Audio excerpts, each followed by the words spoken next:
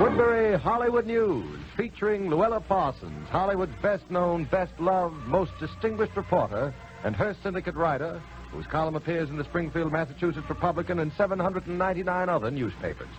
Miss Parsons' special guest this evening is Joan Crawford, brought to you by transcription from New York by famous Woodbury Facial Soap, true beauty soap for the skin you love to touch.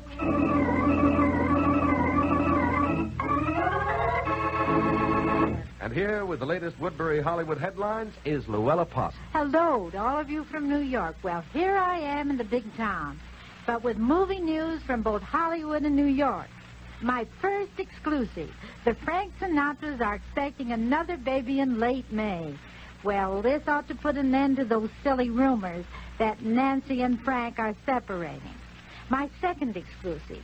Gene Tierney and Ole Cassini will announce their reconciliation any day. They are together constantly and almost daily visit their child in the country. My third exclusive. Patricia Knight, Mrs. Cornell Wilde, has taken an apartment here in New York for an indefinite period. Pat admits Cornell won't be here until February.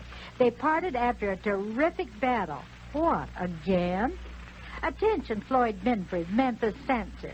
Lena Horne, one of our foremost Negro singers, has been invited to give a command performance for the King and Queen of England. Well, Mr. Binford, maybe she's not good enough for Memphis, but she's good enough for all of England and for everybody in America, excepting Memphis, I might say. I hear from Mexico, but I have been unable to verify this report, that Ray Hendricks, Lorraine Day's ex-husband, was married there 3 weeks ago to Dorothy Bell, famous pilot. Ray's divorce will not be final until November 20th, so he will be remarried then. About the same time, Lorraine and Leo DeRoche will go through with the marriage ceremony, their second. Just a few hours ago, Clarence Brown, noted director, was married at Port Washington to Marion Steeves, his former secretary.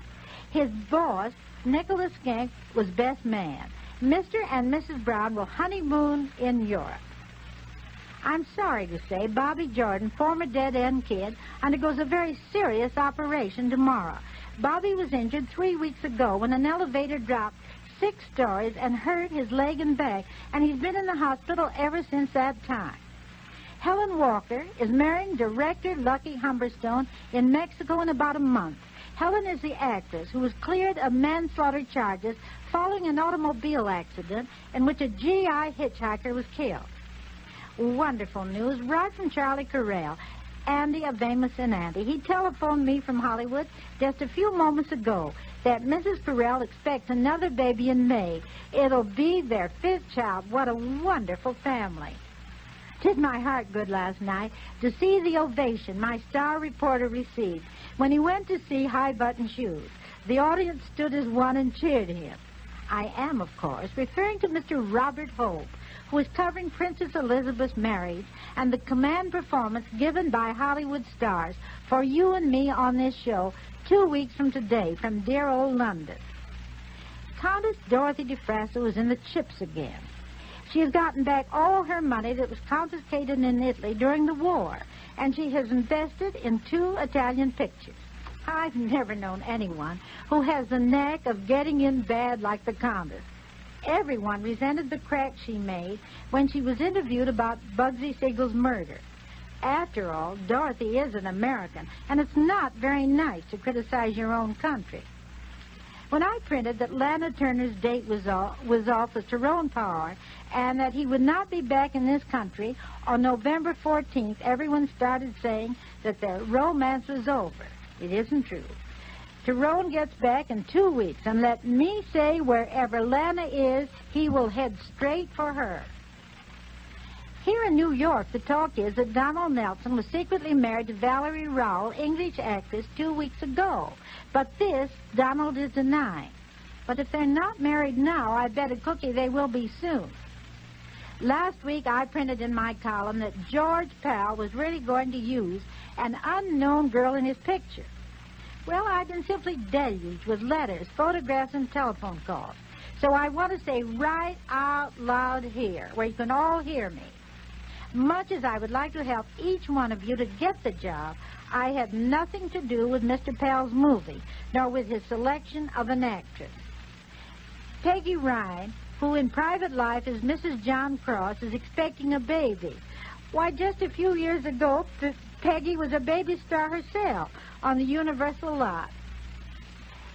Charlie Spivak, the band leader, will marry his vocalist Irene Day next week. The ceremony takes place in Minneapolis, the bride's hometown. That's my wedding news. What's your Woodbury wedding news, Ben Graw? Ben, you know, it's very nice to have you here with us.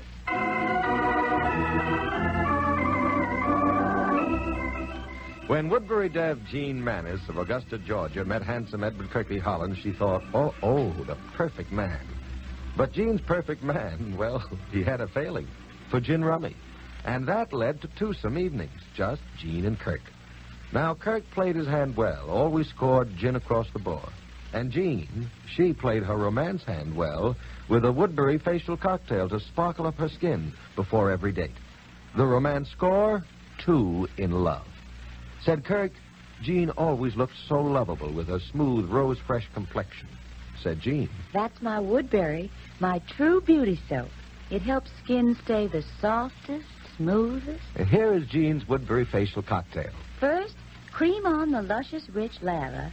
Woodbury mild, Woodbury gentle cleansing. Then double rinse, warm and cold.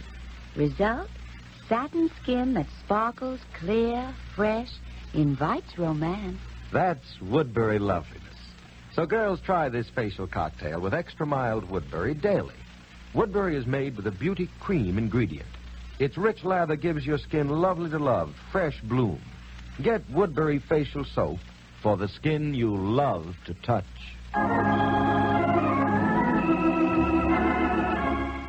And here's the editorial feature.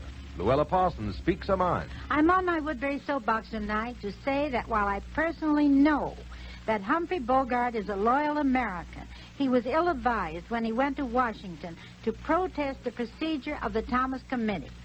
Actors, of course, should have their civil rights protected, the same as any other citizen.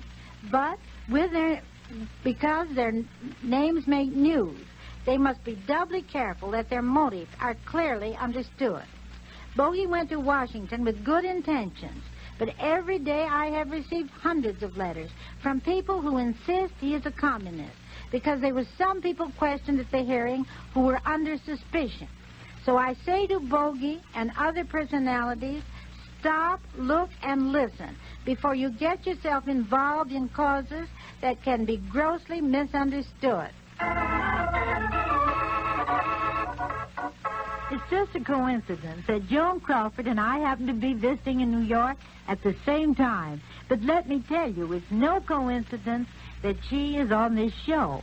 When I learned that Joan was going to be in New York this weekend, I lost no time in asking her to be my guest.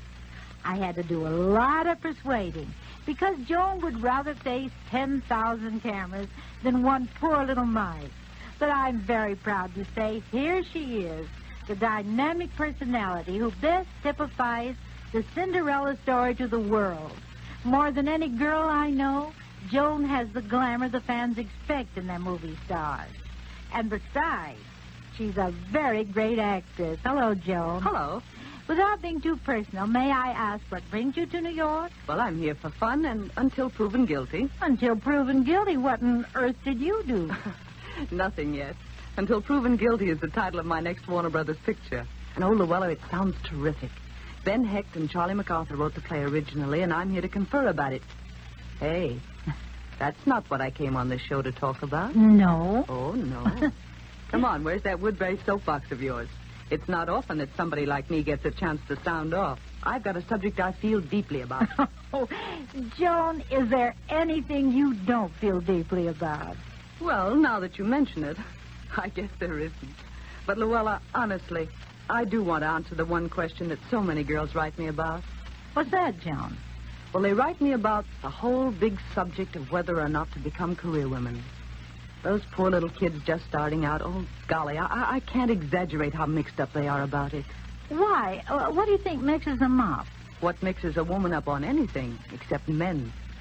I think it's a crying shame that so many girls let themselves be scared out of self-improvement and success by the same old sly masculine line. Well, there are quite a few sly old masculine lines.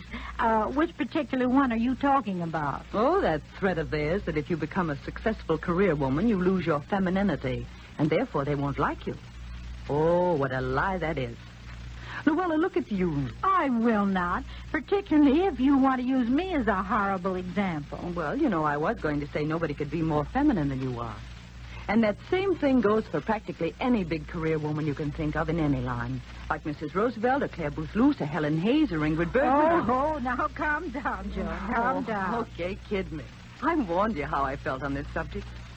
But I do want to assure the girls that there's so much less danger in going ahead improving themselves than there is in lingering behind while your dream boy goes ahead somewhere else to somebody else. But, Joan, not all girls can become glamour girls like you. Oh, yes, they can, Louella. Believe me, if starting with nothing the way I did, I've become the kind of, assembly job that's tagged glamour, then any girl can do it. Maybe you'd better explain what you think glamour is, Joan. In my opinion, it's discipline. Discipline and applied art. I think it's an inner glow, too. Don't you, Joan? Mm-hmm. You're quite right. But that inner glow comes from discipline, too. The sheer force of not letting yourself be sloppy or lazy, of learning and growing. I gather the applied art is all the tricks of appearance. Oh, honey, every trick in the book.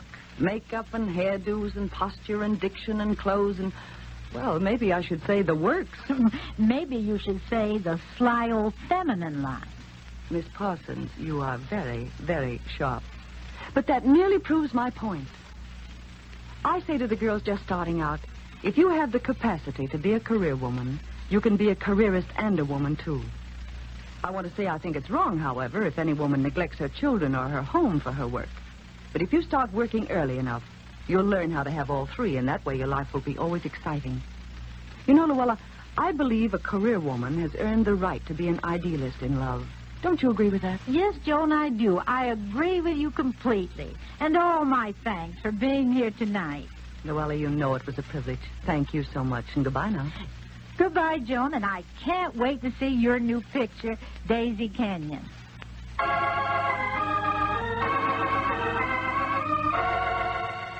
Girls, dreaming of a certain man, wishing you could find the spark that invites and keeps romance. Well, marrying Deb, say men fall fast for radiant, velvet-smooth skin, Woodbury Soft.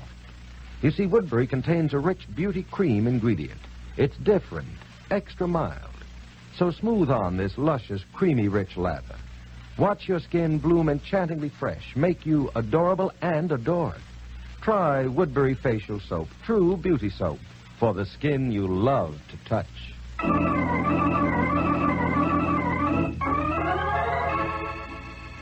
And here's Louella Parsons with last-minute news. Today, Mrs. Burt Lancaster goes into the hospital in Los Angeles to have her baby.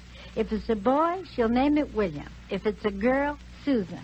It's just been revealed that Ma Hardy, Faye Holden, has been suffering from glaucoma, a dangerous eye disease. She almost lost her eye, but the doctors today told her her sight would be saved. Dorothy McHale and her husband, the Orchid King, are as happy could be, and you needn't believe any reports to the contrary. Mimi Forsyth Boges married James Parnell Turner in Santa Barbara November 23rd. She's the ex-wife of producer Ben Boges, who is now married to Dolores Moran. When Miriam Hopkins' husband, Ray Brock, a few days ago left for Europe, it was goodbye to their marriage. He goes to France and the Balkans on a writing stint. Next Sunday, same time, same station, another edition of Woodbury Hollywood News, featuring Louella Parsons reporting up to the second movie headlines direct from the film Capitol. Until then... This is Louella Parsons saying that's all for tonight. But I'll see you next Sunday, when my guest will be that beautiful and popular MGM star, Greer Garson. And I'll see you from New York again next week. This is Ben Grauer saying goodnight for Woodbury Facial Soap, true beauty soap for the skin you love to touch. Oh, that's stretching the truth to say I look like a 16-year-old girl. But it's certainly true that Mrs. George Hill of Green Bay, Wisconsin, got compliments often after using Woodbury Special Dry Skin Cream nightly. As she said, My dry skin seems to drink up the richness of Woodbury Special Dry Skin Cream. Tiny lines look softer. My friends say I really look younger. Woodbury is rich in lanolin's beautifying benefits, has 4 special skin softeners to smooth and freshen. Get Woodbury Special Dry Skin Cream now. Joan Crawford was presented by transcription. This is ABC, the American Broadcasting Company.